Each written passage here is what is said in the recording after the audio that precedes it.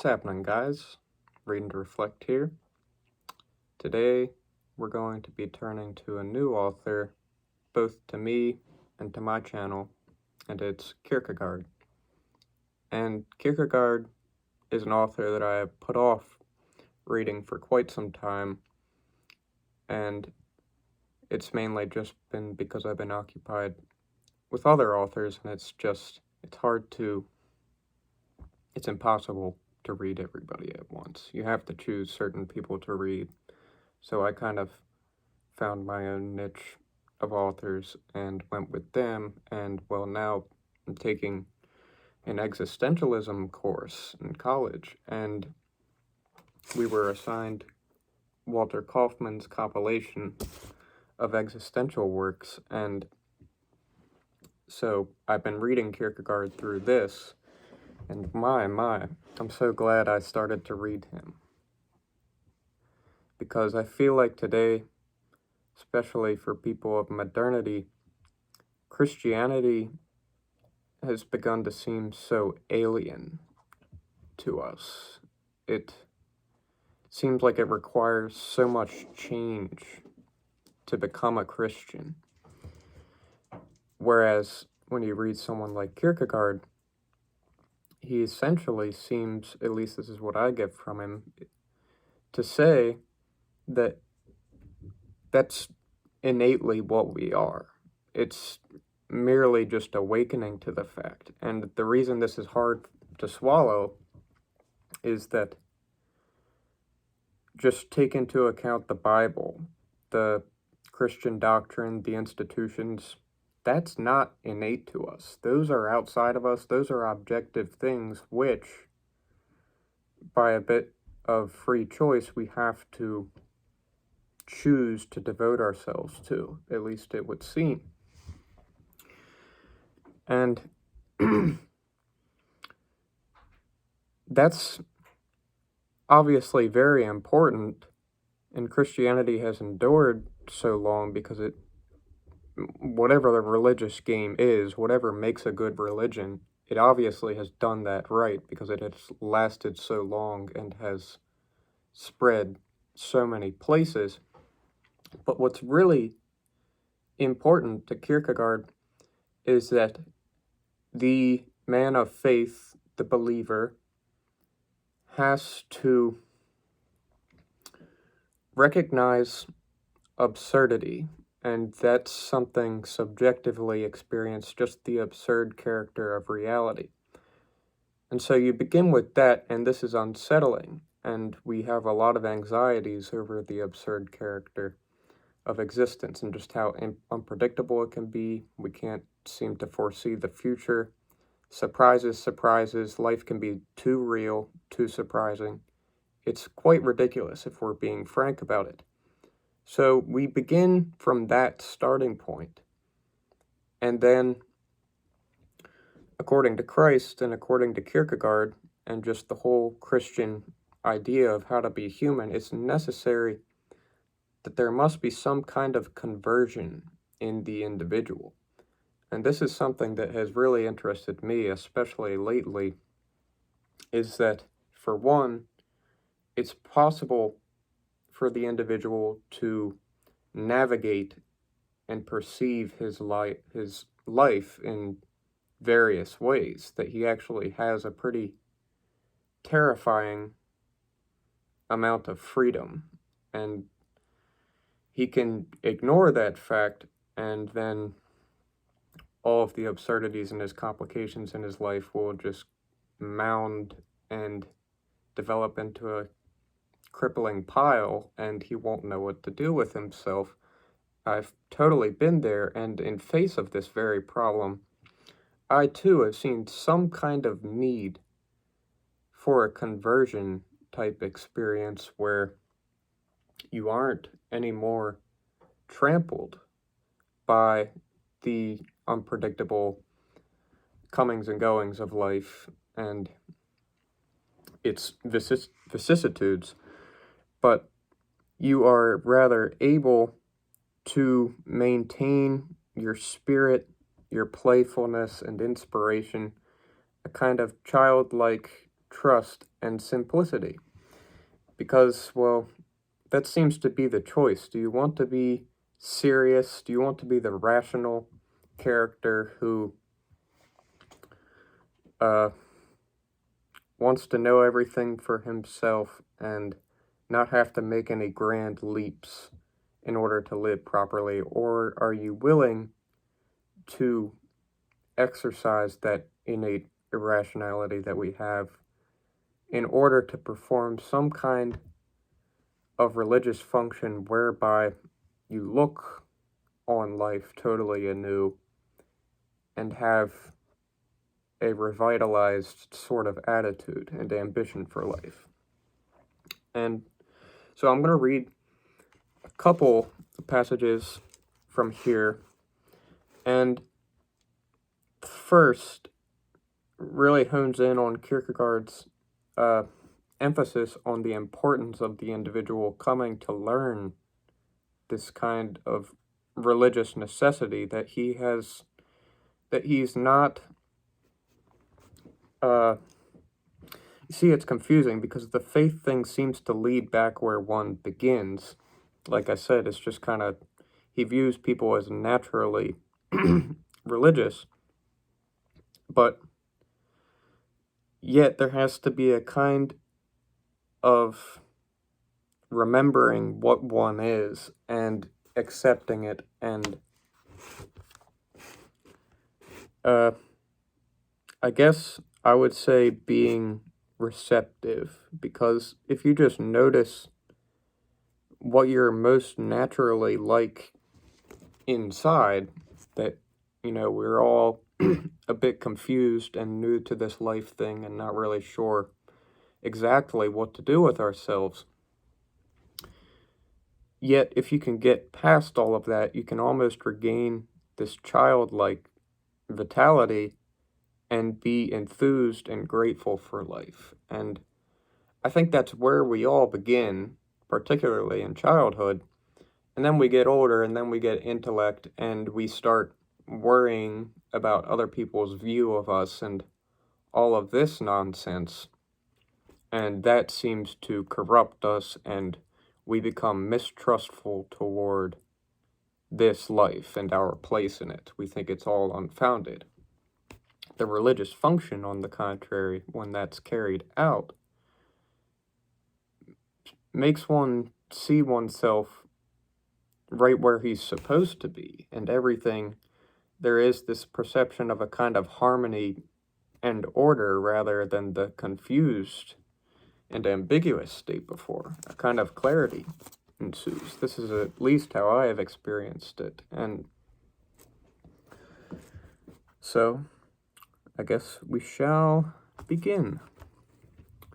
Truth, which abhors that also this untruth of aspiring after broad dissemination as the one aim, is not nimble on its feet. In the first place, it cannot work by means of the fantastical means of the press, which is the untruth. The communicator of the truth can only be a single individual. And again, the communication of it can only be addressed to the individual. For the truth consists precisely in that conception of life which is expressed by the individual. The truth can neither be communicated nor be received except as it were under God's eyes, not without God's help, not without God's being involved as the middle term, he himself being the truth. It can therefore only be communicated and received by the individual, which as a matter of fact can be every living man. The mark which distinguishes such a man is merely that of the truth, in contrast to the abstract, the fantastical, the impersonal, the crowd. So, in this chapter, he began by attacking the crowd, attacking the press, and the tendency toward what he called anonymity, to be anonymous, and crowds and journalists, as he saw them, were in fact anonymous. They denied themselves as individuals.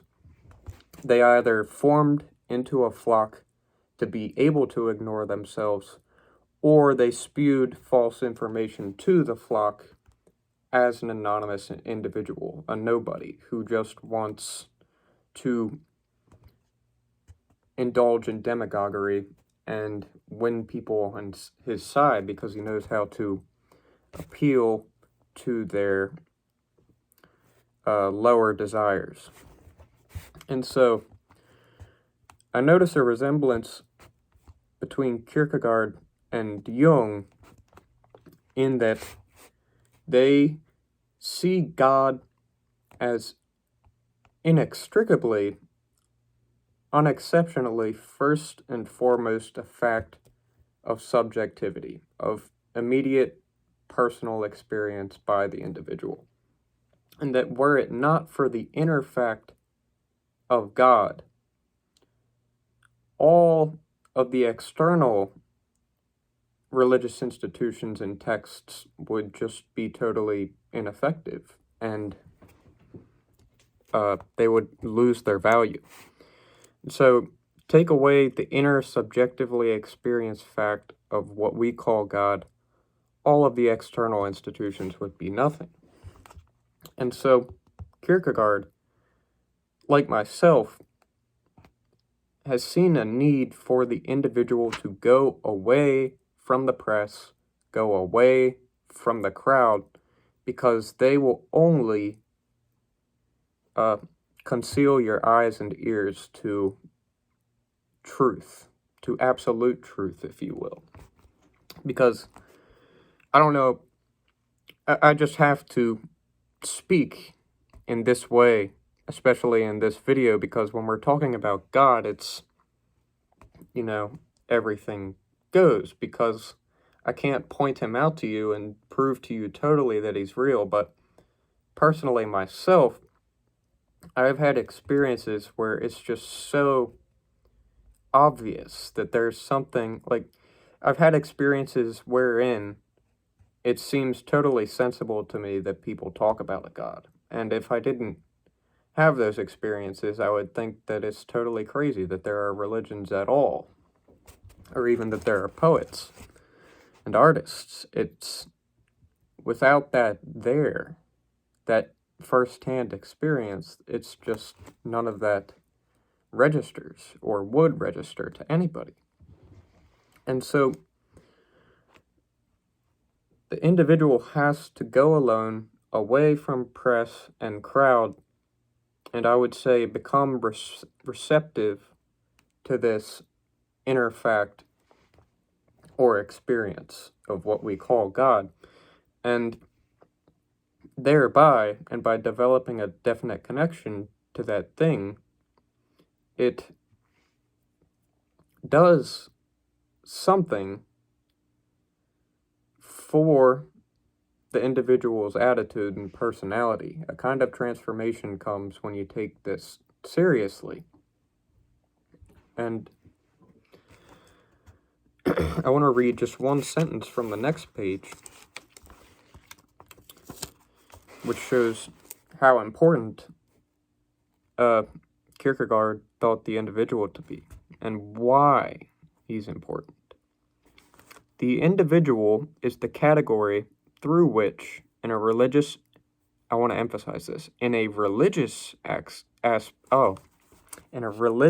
respect, this age, all history, the human race as a whole, must pass. I'll repeat that because I did a bad job.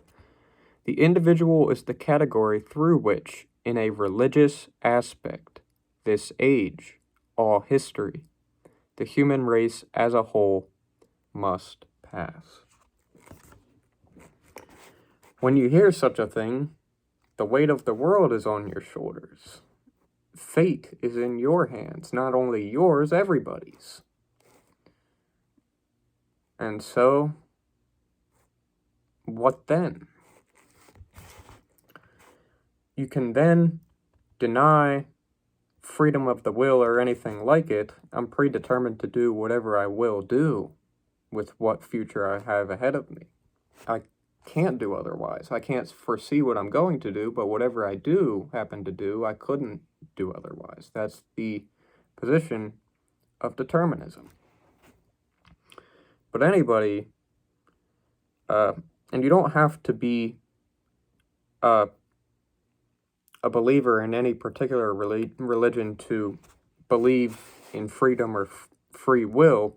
For example, Jean-Paul Sartre, that's one of his main motifs, is that we are doomed to be free. And he's totally against all the religions, but nonetheless, he confesses that. He doesn't abide by the idea of scientific determinism.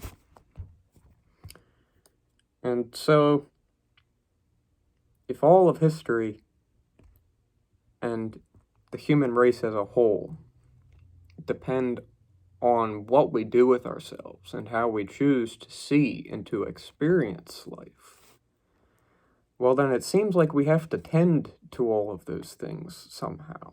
And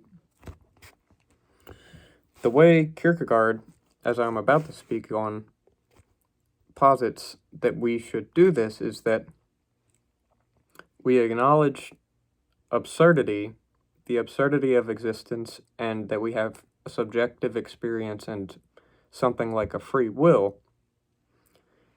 And then, after that, and maybe we can stop here, but another step has to be taken. There has to be found some objective uncertainty with which faith or belief becomes possible, because if we find something that is objectively relatively certain, there's tons of evidence to support it, well, in proportion as there is evidence to support something, belief in it becomes impossible, because you approximate basically knowledge. And so, to Kierkegaard, the more something is ridiculous, the more it is absurd and unverifiable, that is where a religious function has to be looked for.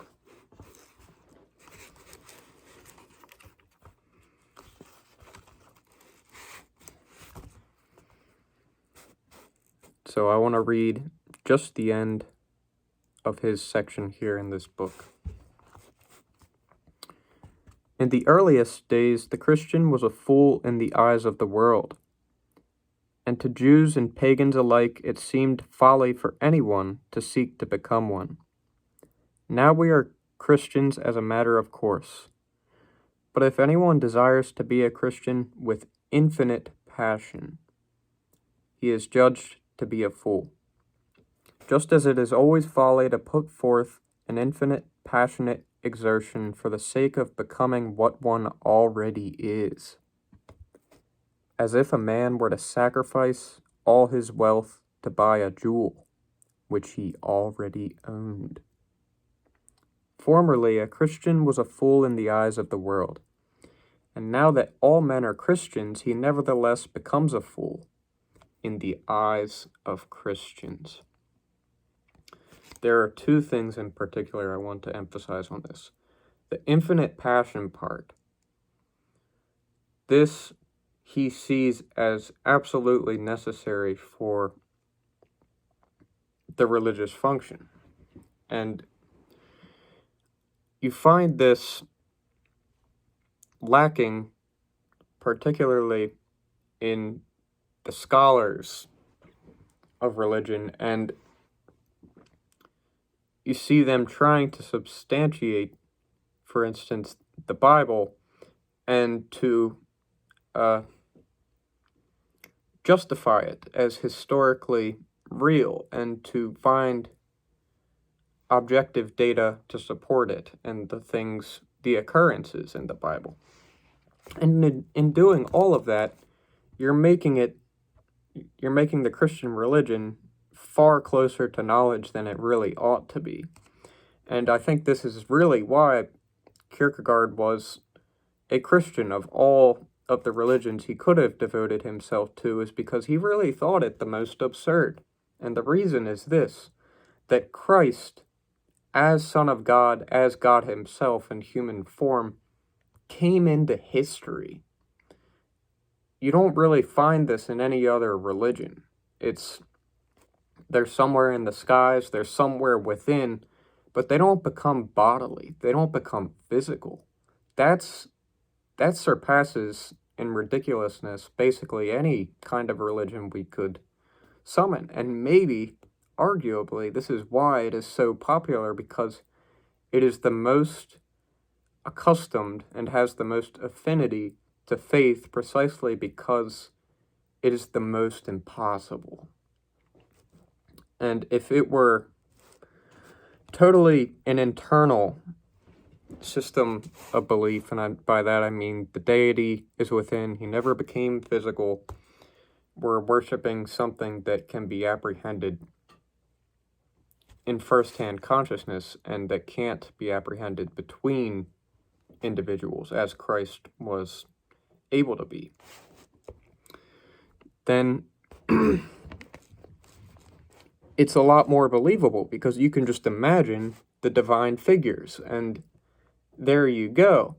But that Christ lived 2,000 years ago, and I mean that a lot, I would say most people who have done research on the subject are in total agreement that Christ really did live and that he definitely interacted with people. And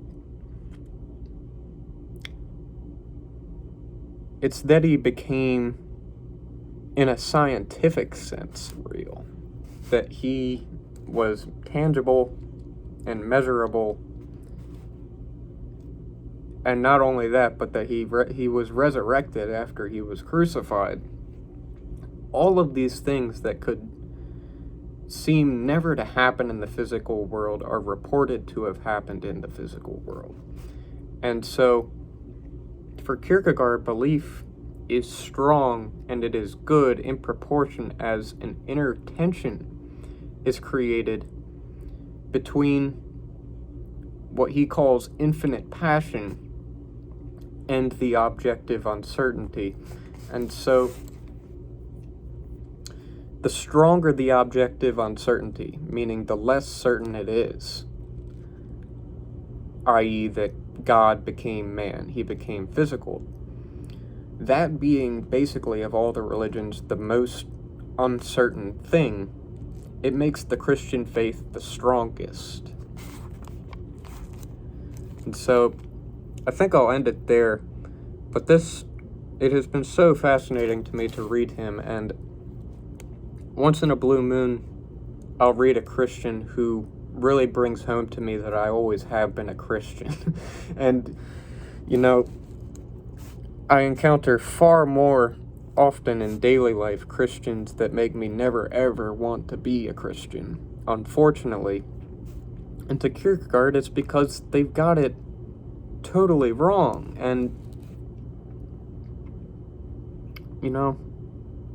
I can't say I'm the one who knows what's right, or even that Kierkegaard was the one who knew, but I think that a big reason that a lot of people in modernity are so antagonistic to Christianity in particular is that the exponents of Christianity today don't seem able to communicate it in a way that registers with immediate experience. And that's totally what we want. Jung knew this, Nietzsche knew this, it's basically all the existentialists. We want to know by experience. And when you just say this is true and that's that, and it bears nothing at all in your experience, then it just doesn't work. But the way Kierkegaard writes about this is so wonderful, and like I said, just brings home to me that, I am already religious, and it's just so natural when we seem today, unfortunately, to treat it as something so unnatural, and you gotta do this and follow these morals in order to be an adherent to this religion, when really it's all about that conversion and that transformation, that infinite internal passion. And so, yeah, I'll end it there, but that's always been my religious viewpoint. And it always is so refreshing to find that other people have basically the exact same thing and could communicate it so well. Thanks, guys.